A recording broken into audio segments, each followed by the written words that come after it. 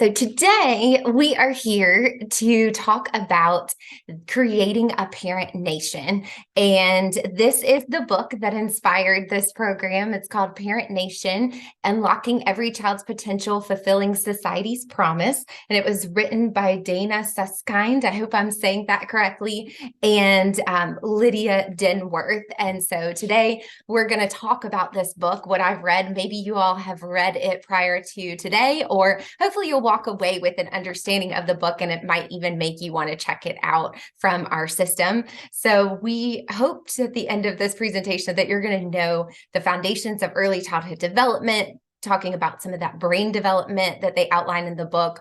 And we'll talk about the disconnect between society and the family unit. And then we're going to talk about the method that they present in this book to creating a parent nation, so that hopefully we all, and anybody who happens to watch this later, will be able to advocate for change to unlock every child's potential and fulfill society's promise. So these are the authors that wrote this book, Parent Nation. Dr. Dana Suskind is the founder and co-director of the Million Word Center for Early Learning and Public Health, and she's the director of the Pediatric Cochlear Implant Program, a professor of surgery and pediatrics at the University of Chicago. And then Lydia Denworth is an award-winning science writer and contributing editor at Scientific American, and she's written many books about popular science. And both of them agree, and that's why they wrote this book, that far too many parents are not operating or parenting in the optimal environment, and that our society is kind of creating this environment. And parents, they think that parents are asked to achieve this critical goal of raising their children without the necessary tools or backup. And so that's what we'll talk about today. These two quotes, I think, summarize a lot of the work that we're going to talk about today. They share that to raise a child and a happy, healthy adult into a happy, healthy adult capable of achieving their full potential, that you need a plan and you need an appropriate, safe environment, one that provides backup as required. So all of us as that parent nation, and that real essential change will only occur when there is a concerted, collective, national effort to bring it about. And they immediately start at the beginning of the book defining that term parent, because we know typically we think of a parent as that biological person that is raising that child, but they define it as this just any caring adult that's entrusted with the raising of a child. And then a parent nation is going to be the society that cherishes and supports the love and labor that go into nurturing, raising, and educating future generations. So the book is outlined in 3 parts, which we're going to kind of go through just very briefly. It's a lengthy book. And so I wanted to just summarize it as best as I could. But moving forward, please know that I am just presenting the research that is in this book. These are not my thoughts, but these are the thoughts of these authors presenting this research. So the book is broken into 3 parts. Part 1 is all about foundation. So what do children need to be successful? And the science behind it. And then part 2 is called the disconnect. So how are we as society failing these children and parents? And then the part 3 is where we get into creating that parent nation. It's called the way forward. So we'll start right away with brain research. And so the book, the very first part, really outlines some, I think, very interesting research about the child's brain, and that the first 1,000 days of a child's life are extremely critical for a child, that over 85% of the brain's total adult volume is built in just those first 1,000 days, and that the brain is forming these new neural connections all throughout life. However, it's at its peak. It's very optimal time wherein it's forming those pathways from 0 to 3 years old. And so that research pretty much shows us that what happens before kindergarten matters as much as what happens after kindergarten, and that the only way that we can make these neural pathways strong in the brain is through language and that nurturing input. And so all of that feeds brain development. And so as you can imagine, then that 0 to 3, even 0 to 5 age range is completely contingent on parents and caregivers, the people that are going to be talking to those babies and those young children to be able to build those neural pathways in the brain. And a good quote that I wrote down was that she shared, a word spoken to a child is not simply a word, but a building block for the child's brain, nurturing a stable, empathetic, intelligent adult. And so the brain builds for itself, for a world that it's born into. And so all of this research led the Dr. Dana Suskind to start something called the 30 Million Words Initiative. And what it is, it was an innovative evidence-based intervention program designed to narrow the language gap between children from lower income families and those in wealthier households. So studies demonstrated, which led her to this work, that the number of words that a child is exposed to before the age of 4 significantly correlated with the child's eventual IQ and academic outcomes. And so then what they found was that early language exposure, as you might think, is also correlated with income, that children from lower income households hear on average about 30 million words fewer from their peers from more affluent homes during that critical development period, which leaves them less likely to achieve that academic success. And so what she did was create this strategy, this 30 million words initiative, where she took the research and put it into 3 steps that all parents and caregivers could be able to understand, and they're called the 3 T's. And so they translate that complex science and all of the language that they're talking about in this book into just an easy, adoptable program that enhances everyday child and parent interactions. So if you can remember to tune in, talk more, and take turns is what she's presenting, the 3 T's. So tune in, notice what your child is focused on. The second T, talk more. We want to add words to a child's brain so that we create those pathways in the brain to build the vocabulary. And then the final T, take turns. So the conversation and active engagement is what she's talking about within each individual interaction.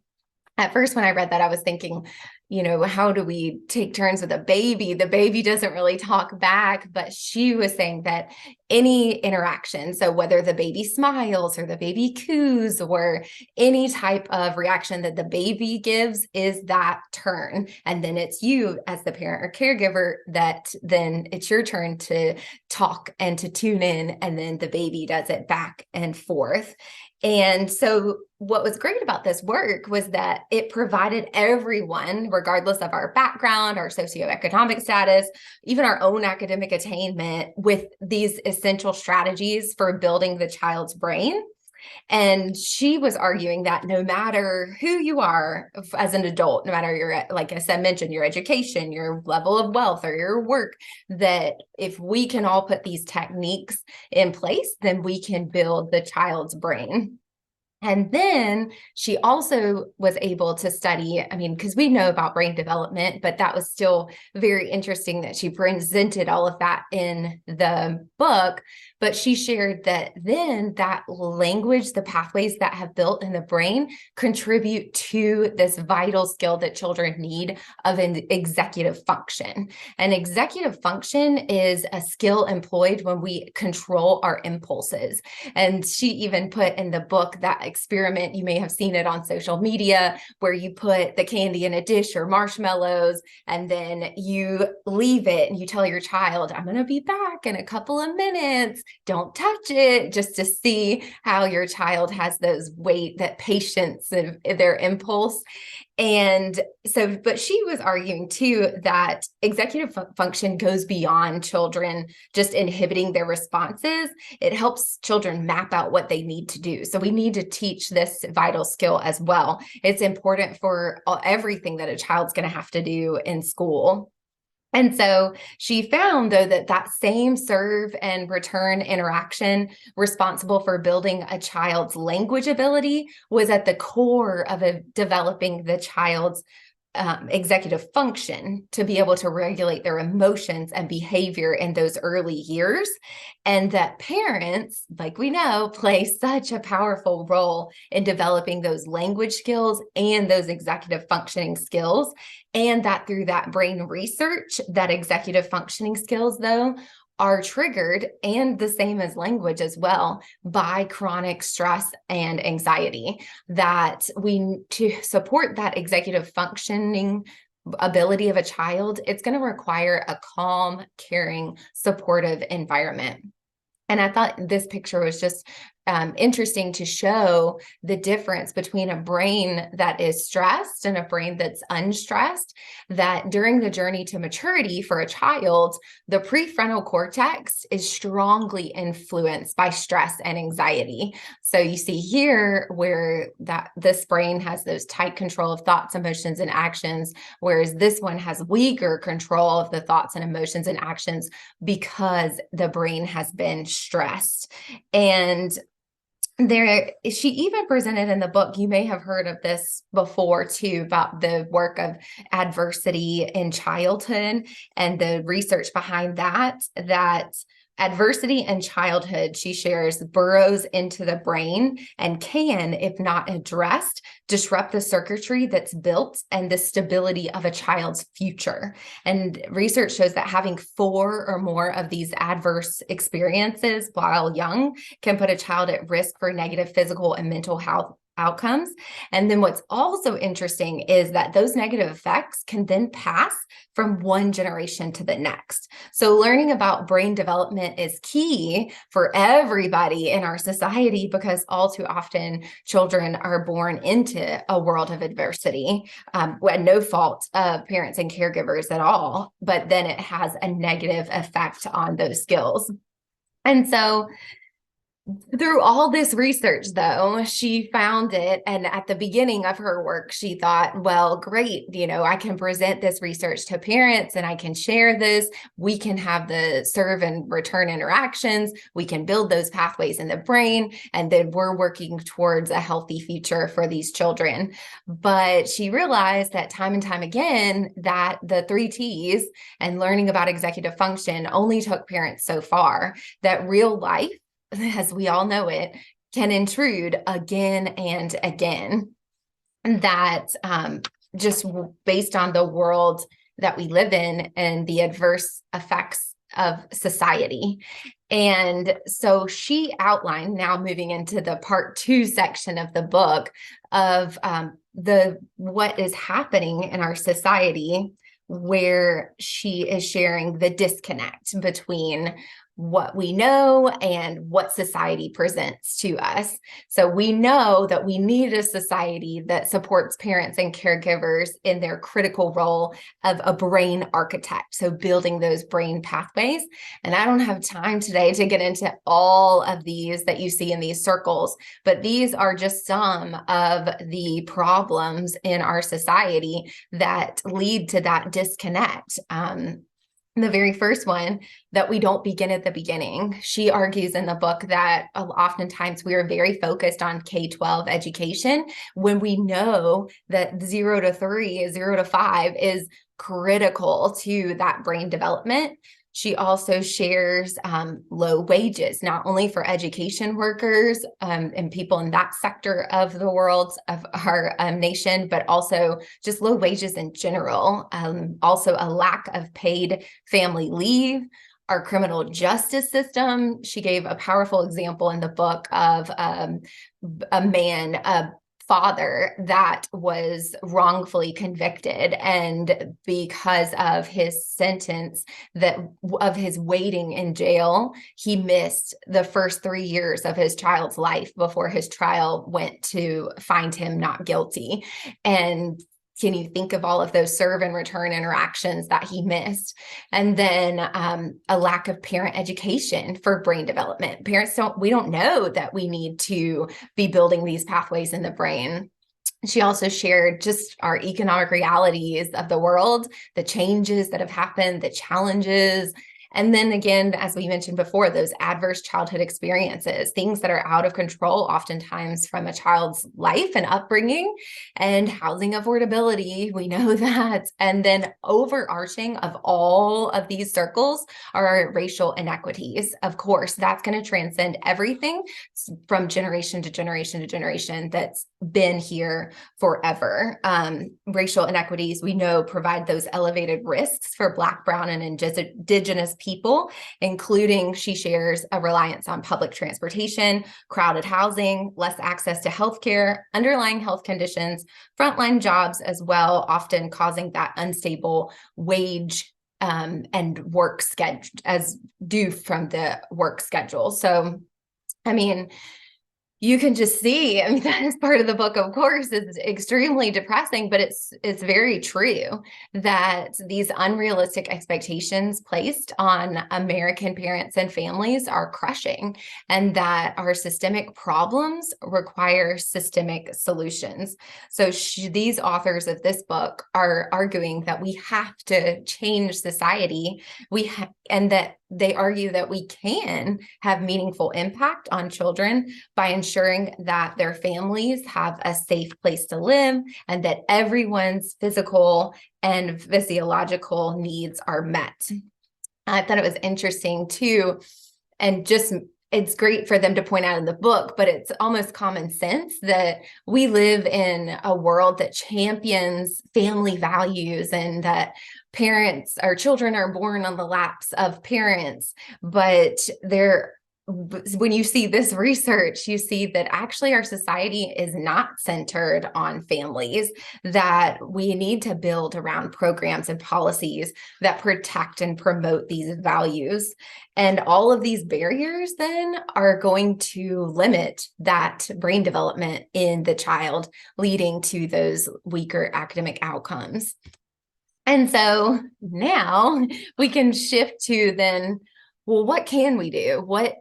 How can we create a better nation for parents and this parent nation where the whole society is working together? As we mentioned before, when society fails to support those parents, our children get shortchanged. And so to endow our children's futures and our own future as a nation, we must invest in children today, as soon as they're born, if not before, for that pre-caregiver as well. And so the authors outline these three things are what children need, and children can be set up for success from their parents if they're given these three things. So the first is security. So a child needs protection from that stress and anxiety so that their brain can actually develop. The child needs enrichment. So rich language support all throughout their life, that serve and return, all of those three T's are going to build the brain's pathway. And then to be able to do those two things, you have to have time. So she's sharing that you have to have the opportunity to nurture the interactions with the caregivers. And so they share that our society must believe that it's in our interest to prioritize healthy development of all children. So again, putting in those practical policies and programs to help parents help their kids.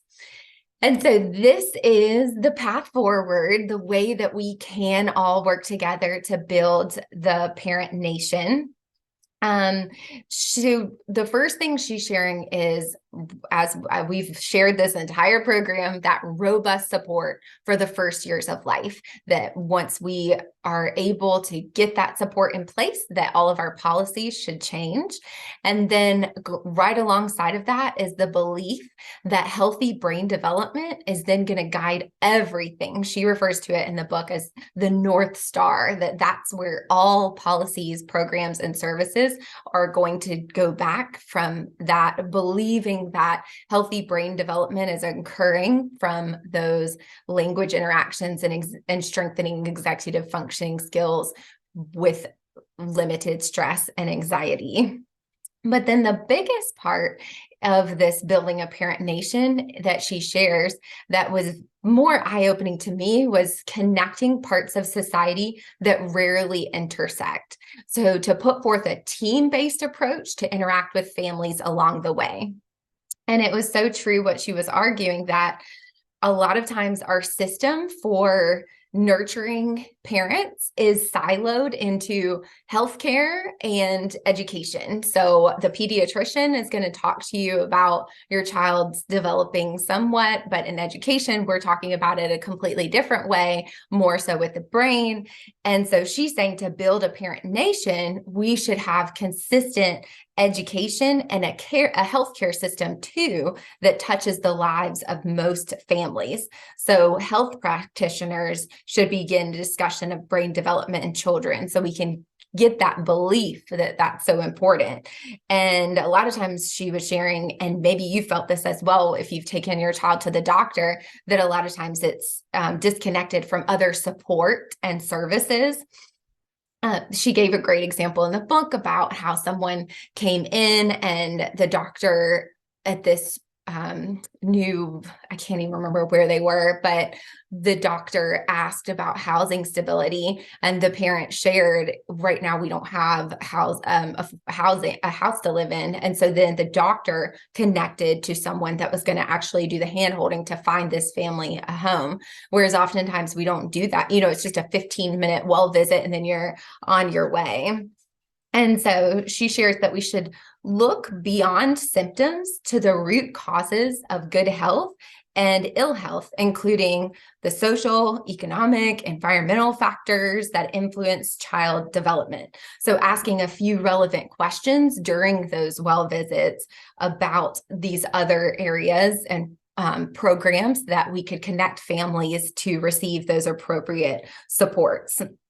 And then the third thing that goes along with this too is our workplace environments, that oftentimes that part of society rarely intersects with our childcare needs. And so they're arguing in the book that our employers need to put forth these family-friendly policies, whether it's paid leave or it's bringing your child in if necessary to work if your environment suits that, and various other ways that for parents to fully engage in their role as that brain architect and to be that loving caregiver, that the work life can't be entirely separate from the private personal life. So the workplace culture has to embody that belief as well. These two quotes, I believe, are excellent to demonstrate this point that we need to anticipate what parents and children need, helping parents understand their role shaping the brain, and then giving them assistance in surmounting these barriers that are holding them back. And so attention has to be paid to all the ways that those social determinants of health and adverse experiences can shape a child's health and education outcomes, and that all members of a society benefit when children receive that fair start in life, and that all parents can benefit from fully engaging with their children. And that the humanity in which we're treating parents matters too. And so changing these policies is, of course, not an easy task, but groups have actually done the research to find what policies and strategies we can put forth as a nation that can help move the needle towards success with creating our parent nation. And so this is what they are outlining as a roadmap to success. So the top policies and strategies that states should pursue first, there's obviously going to be lots of other things, but these are the ones that were outlined in the text to maximize the impact of our investments. So the 5 policies: expanded income eligibility for health insurance, reduced administrative burden for SNAP, paid family leave, state minimum wage, and state earned income tax credit. And then the 6 strategies that we can put in place are comprehensive screening and referral programs, childcare subsidies, group prenatal care, evidence-based home visiting visits, early Head Start, and early intervention services. So then I was intrigued and wanted to know more about the state we live in, North Carolina, to see where we are. And so I looked it up, and this was our 2020 data. Obviously, things could have changed that I'm not aware of at this point, but the 2020 roadmap data shared that we have 0 out of 5 of the effective policies. So these indicators are comparing us to various other states. I thought I had remembered in the news our state minimum wage had been increased, but once I researched that, I found that it actually is stalled in our legislature right now. And then we have 2 out of the 6 of the number of effective strategies. So we have comprehensive screening and referral programs now and evidence-based home visiting programs. But as far as the entire state of North Carolina, these are other parts that we all need to work on together. And so then what can we do? What should we do? They share this in the book that there is an action guide that we can put in place to create this parent nation. The first thing is to shift our mindsets that we all come with our own background, our own set of beliefs, and that we see our world through our own lens, kind of as our own silo of our own child. But they're arguing that we're a collective identity. We're an entire nation of parents trying to raise children. So we need to grant all parents empathy and have a sense of community and belonging for everyone. And so then the second thing is that we have to understand the science that children need to be nurtured from their earliest days of life to build that brain development. And then once we understand the science, then we can create change, because everything's going to go back to that North Star, that healthy brain development. So we have to invite our workplaces, our community, and our country to provide parents the necessary supports for children so that children are nurtured from their earliest days of life. And there is a website that has been created for this book called ParentNationorg that you can go to, and you can see some of the supports that have been outlined there. There is a Parent Nation action guide that is there, and it's also listed in the book as well. These were just a couple of the ideas that were presented to create change. So, of course, supporting organizations that work on behalf of parents and children with our time and or our money, and then creating a parent advisory board in our community spaces, talking to parents about their experiences, so that we can bring those to our elected officials so that we can create that change. And then definitely voting for candidates that have an eye towards what's best for parents. And then creating something they're calling a parent village, which is just where small groups of parents come together to support one another, which I hope that some of our programs here at the library are doing, where we're creating this space for parents to connect and to support each other. There was a really interesting tool on the website as well. It was called a Parent Nation Big Shift tool, and their link is there. But the question that's raised from this tool, this quiz that you take, is how can we create a parent nation where our reality looks more like our ideal? So you're tasked by taking this quiz to first, you get questions that are real life scenarios, and you have to answer it truthfully. Well, what would you do if this situation was presented to you? And then you take the quiz again, and you have to say, well, in an ideal world, these other factors weren't in place, what would you do? And these were the results of mine, which I thought was very interesting, that for my reality, that I would rely more on individuals instead of the institutions. I'll just give you an example. One of the examples was like, you need to take your child to the pediatrician, but you don't have sick or personal time left. What would you do? And so when I first took the quiz, I would lean more on the individuals. So I think I selected, friends, family, or paying for a service. Those were all individual things. But then the second time you take it, you select, in an ideal world, what would you hope? And so those would be more institutional items like public policies and programs, organizations you could go to in the community, or healthcare system, or employers. And so you see how it shifted so much on me relying on the individuals to then relying on the institution to creating an ideal parent nation.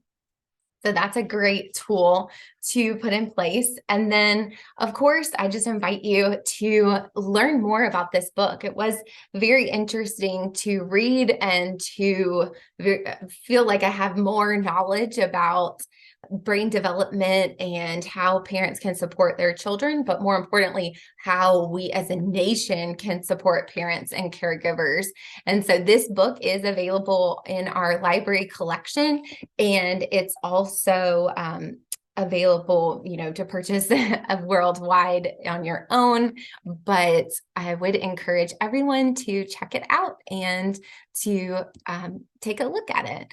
And so I appreciate you all listening and learning for our new learning today about the book. I know that was a very brief overview, but I also would like for us to move into kind of just a time to discuss. There was a discussion guide that was presented in the book as well, and it's on the website where it will go through each chapter. Say if you're going to do this with a group of parents or caregivers or community leaders, to talk about some of the key points in the book.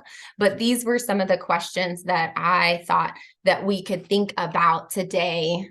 Do we have the tools and teammates to raise your children? And then if not, what are those barriers? And then what could help remove those barriers? And how can we help remove them for all parents in our community? And so I'll stop my recording and we can discuss.